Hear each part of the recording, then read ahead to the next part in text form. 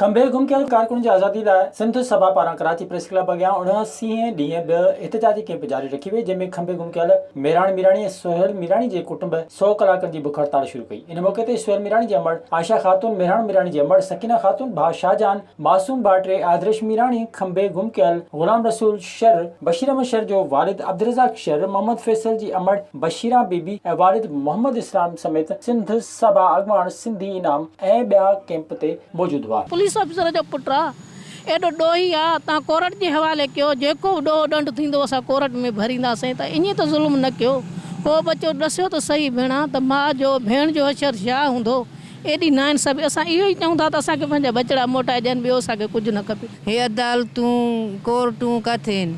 असां माइरूं जेके दर खां ॿाहिरि असां न निकिरंदा आहियूं, अॼु मां उहा रोडनि ते पंहिंजे बचड़े जा फोटू खयूं, क़ुर पाक खयूं वेठी आहियां। किथे आहिनि बादशाह, किथे आहिनि वज़ीर आला, वज़ीर आज़म, जेके बिलावल भुट्टा, हे बच्चा खयूं था वञनि। असां उन्हनि जी न्याणियूं न आहियूं, असां माइरूं न आहियूं उन्हनि जूं, जेके रोडनि ते असां वेही जेको आहे रातियूं था कढूं। जेको बि मेहराण या सोहेल का बि ग़लती या ॾोह कयो आहे, उहो हिन मुल्क जे अंदरि अदालती निज़ाम मौजूदु आहे। उन्हनि सबूतनि समेत असांजे छोकिरनि खे कोर्टनि में खणी अचो, ऐं जेकॾहिं उहो तव्हां साबित करे सघो था त उन्हनि खे सज़ा ॾियो। असां फेस करण लाइ तयारु आहियूं। असांजो ॿियो को बि मुतालबो न आहे।